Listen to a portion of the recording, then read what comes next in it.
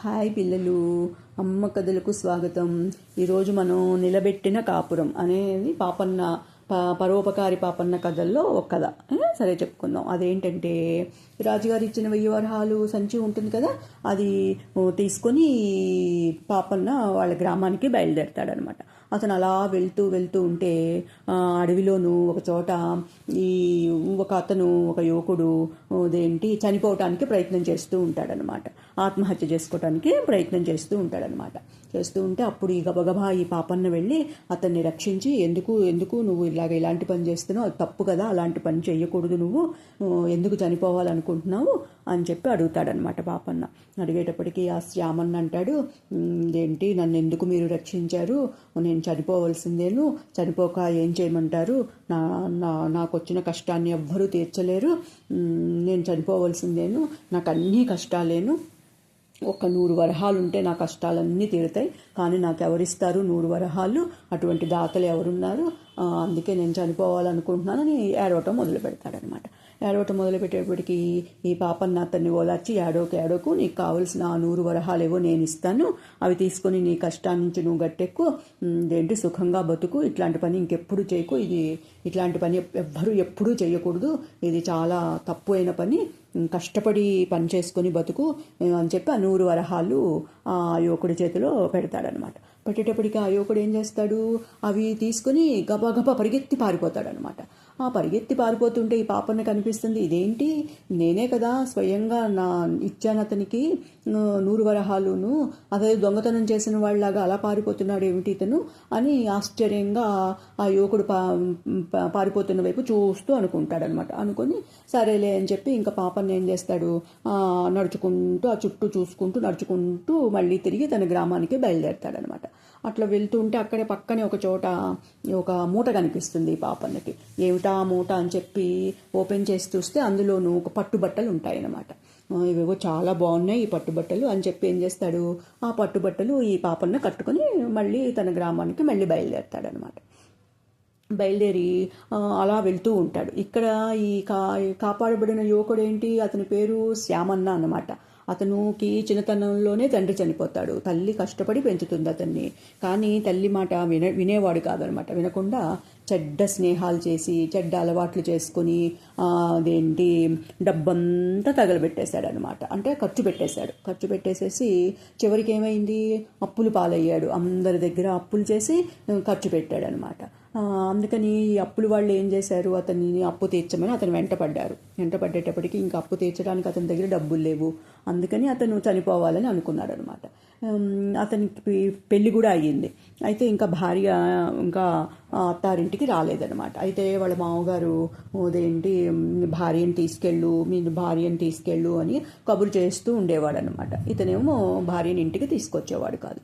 అయితే వాళ్ళ అమ్మ అంటుంది, మీ మామగారు చాలాసార్లు కబురు చేశారు, అమ్మాయిని తీసుకెళ్ళమని, కోడల్ని తీసుకురారా వెళ్ళి అని చెప్పి ఆ కొడుకుని ఆ అత్తారింటికి పంపిస్తుంది అనమాట. పాపం ఆ తల్లికి తెలియదు వీడింత చెడ్డ అలవాటు పడ్డాడని కానీ, ఇంత డబ్బులు అప్పు చేశాడని కానీ ఆమెకి ఏం తెలియదు అనమాట. అందుకని కోడల్ని తీసుకురమ్మని చెప్పి ఇతన్ని వాళ్ళ అత్తారింటికి పంపిస్తుంది.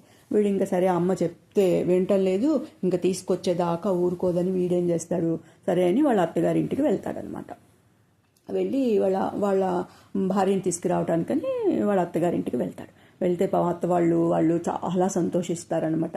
సంతోషించి అతనికి కొత్త బట్టలు పెట్టి మర్యాదలన్నీ చేసి 2 రోజులు ఉండి భార్యను తీసుకొని వెళ్ళమని ఎంతో బతిమాలుతారనమాట. కానీ వాడు వినకుండా వెళ్ళిన వెంటనే గబా ఏం చేస్తాడు, ఆ పట్టుబట్టలు కట్టేసుకుంటాడు, భోజనం చేసేసి ఆ భార్యను తీసుకుని ఆ సాయంకాలమే ఇంటికి బయలుదేరిపోతాడనమాట.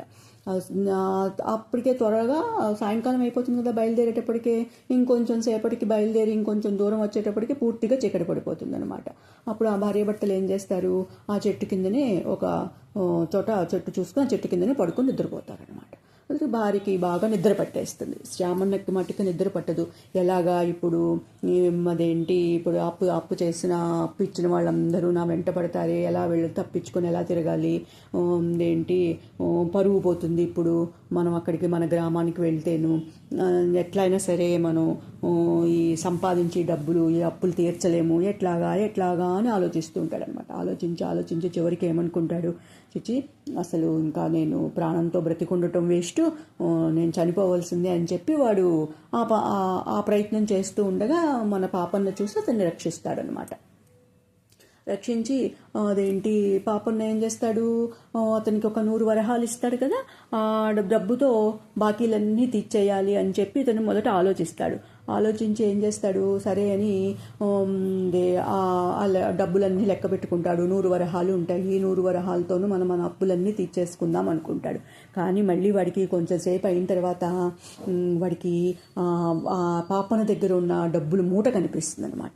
మూట చూశాడు కదా వాడు, అది వాడికి గుర్తుకొచ్చి వాడు అనుకుంటాడు, ఆ డబ్బులు కూడా మనం ఆ వరహాలు కూడా మొత్తం తీసేసుకుంటే జీవితాంత నిశ్చింతగా ఉండవచ్చు, చక్కగాను హాయిగా ఉండవచ్చు అని చెప్పి ఏమనుకుంటాడు, ఈ శ్యామన్న ఆ పాపన్నని ఎలా అయినా సరే దొంగ దెబ్బ తీసి ఆ సంచి కూడా కాజేయాలి అని అనుకుంటాడనమాట. అనుకుని ఏం చేస్తాడు, ఒక పెద్ద రాయి తీసుకొని ఈ పాపన్న వచ్చే దారిలో కూర్చుంటాడనమాట. వాడికి ఎవరికి కనిపించకుండా ఓ చెట్టు చాటును కూర్చొని ఆ పాపన్న ఆ దారిలో వెళ్తూ బాగా వీడిని దాటి ముందుకు వెళ్ళిపోయిన తర్వాత ఏం చేస్తాడు, ఈ శ్యామన్న వాడి చేతిలో పెద్ద రాయి ఉంటుంది కదా, ఆ రాయితో వెనక నుంచి వాడి నెత్తి మీద ఒక్కటి కొట్టేస్తాడనమాట. కొట్టేసేటప్పటికి ఏమవుతుంది, వాడు పాపన్న స్పృహ తప్పి పడిపోతాడు. అప్పుడు ఈ శ్యామన్న ఏం చేస్తాడు, ఈ పాపన్న దగ్గర ఉన్న వరహాల మూటని, ఇంకా 900 వరహాలు ఉన్నాయి కదా పాపన్న దగ్గర, ఆ మూటను తీసుకుని వాడు చక్కగా వెళ్ళిపోతాడనమాట అక్కడి నుంచి. పాపం ఈ పాపన్నకి స్పృహ తప్పి కింద పడిపోతాడు. అయితే ఈ వీడేం చేస్తాడు, అంత డబ్బు చేతికి వచ్చింది కదా శ్యామన్నకి, వచ్చేటప్పటికి వాడి పరిస్థితి పూర్తిగా మారిపోతుందనమాట.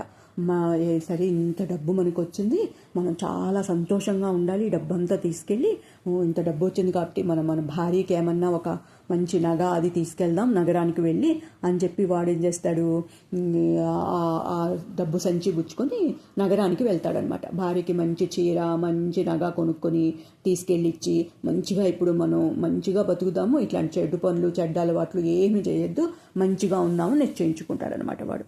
అలా అనుకుని వాడు నగరానికి వెళ్తాడు. నగరానికి వెళ్ళేటప్పటికి నగరానికి వెళ్తూ అనుకుంటాడు, భార్య ఎక్కడికి వెళ్ళి ఉంటుంది, ఏం చేసి ఉంటుంది, మళ్ళీ తిరిగి పుట్టింటికే వెళ్ళిపోయి ఉంటుందా, ఏం చేసి ఉంటుంది, ఇప్పుడు ఇంత డబ్బు వచ్చింది కదా, సరేలే మనం ఒక నగ కొనుక్కొని వెళదాము, నగ చీరలు కొనుక్కొని మనం అక్కడికే వెళ్దాము, ఆ అమ్మాయి వాళ్ళ ఇంటికే వెళ్దామని వీటిను నగాను అది కొనుక్కుందామని వెళ్తాడు కదా. నగరానికి వెళ్తాడు. వెళ్ళి ఒక నగల షాపులోకి వెళ్తాడనమాట. నగల షాపులోకి వెళ్ళి ఏం చేస్తాడు, ఆ వర్తకుడితో మాట్లాడి, అంటే ఆ షాపు వాడితో అనమాట మాట్లాడి ఆ నగలన్నీ బేరం చేయటం మొదలు పెడతాడు.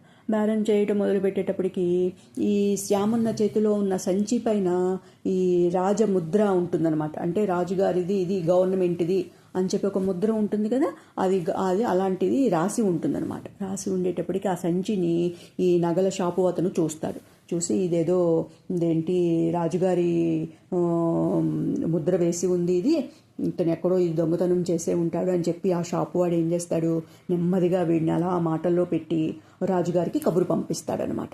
కబురు పంపించి ఈ శ్యామన్నని మాటల్లో పెట్టి అలాగే షాపులో చాలాసేపు కూర్చోబెడతాడనమాట.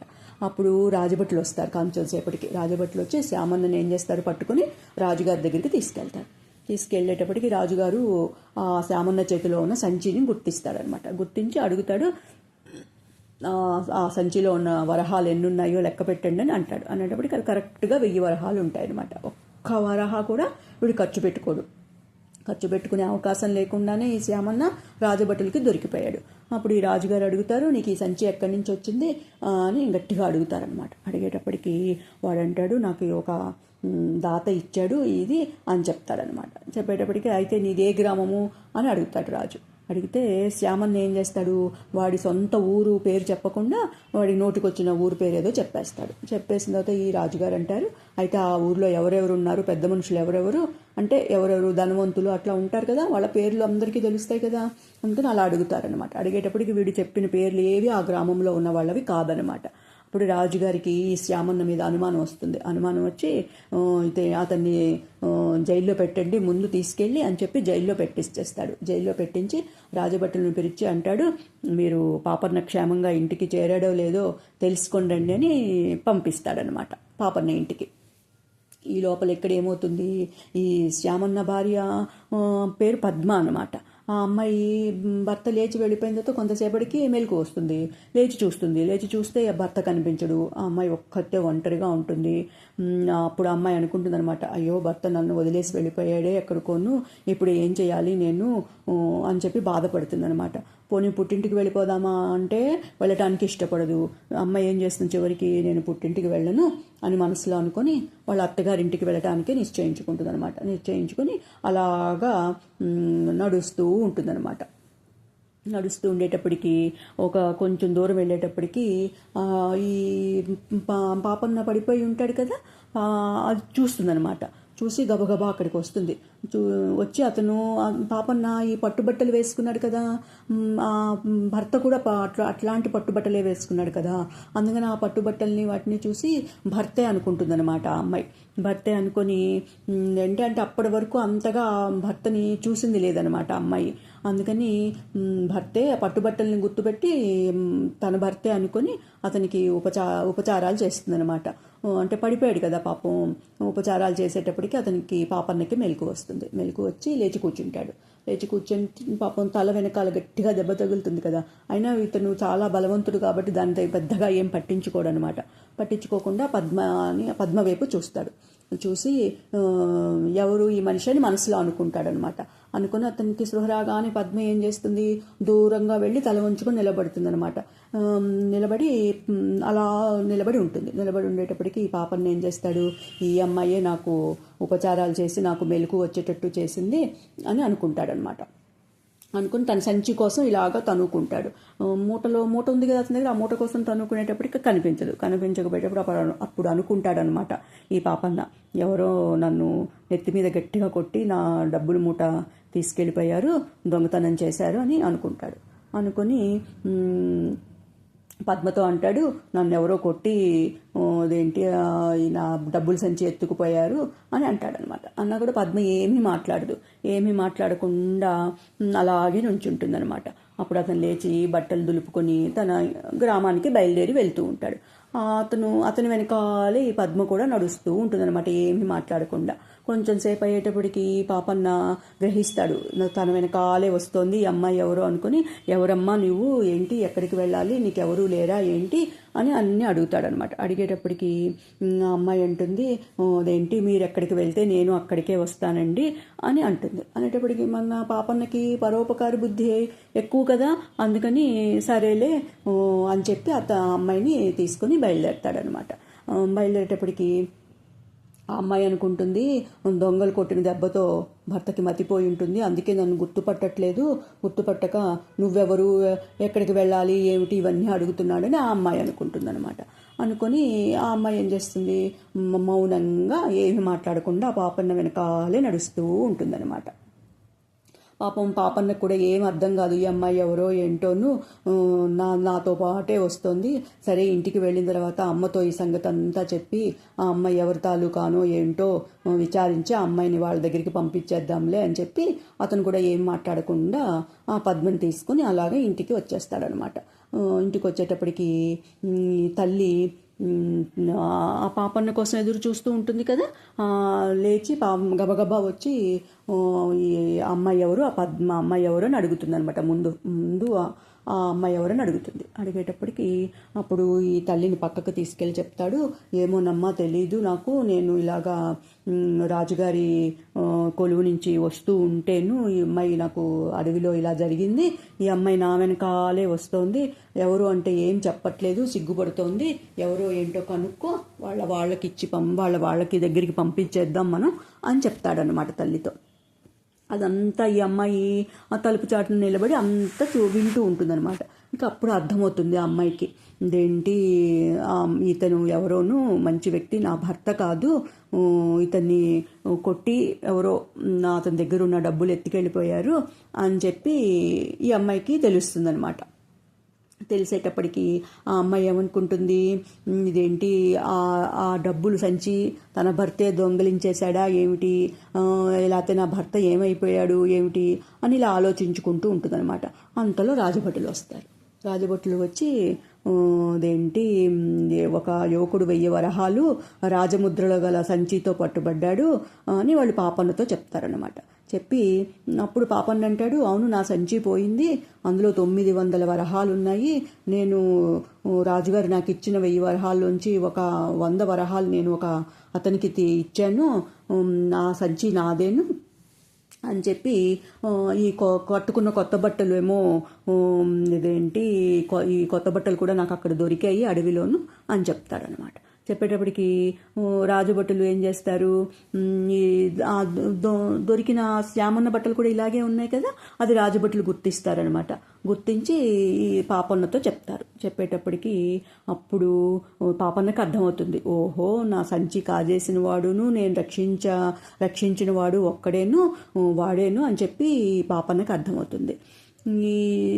ఈ పద్మ కూడా వింటూ ఉంటుంది కదా పక్క నుంచి అవన్నీను.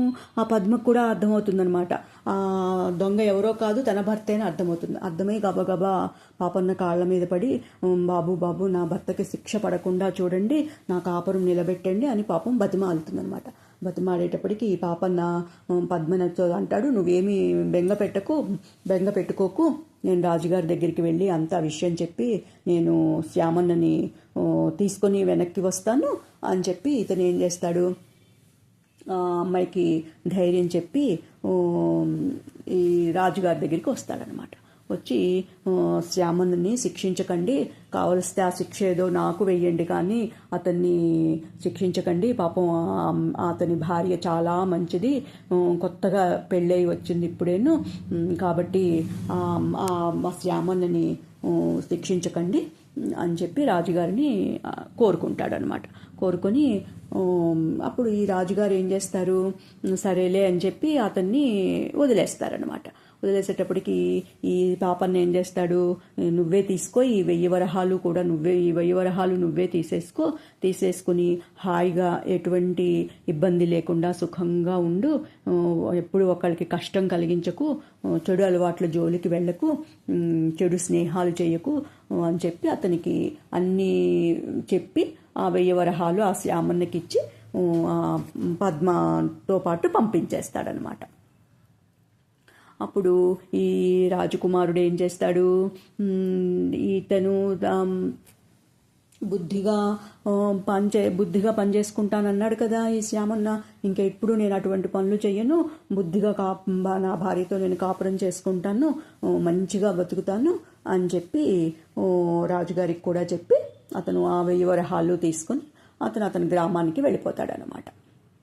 ఈ పాపన్న కూడాను రాజుగారికి చాలా ధన్యవాదాలండి, మీరు నా మాట మన్నించి అతనికి ఎటువంటి శిక్ష పడకుండా వదిలిపెట్టారు అని చెప్పి పాపన్న కూడా ఆ రాజుగారికి ధన్యవాదాలు చెప్తాడనమాట. కథ కంచికి మనం ఇంటికి. Bye bye, good night.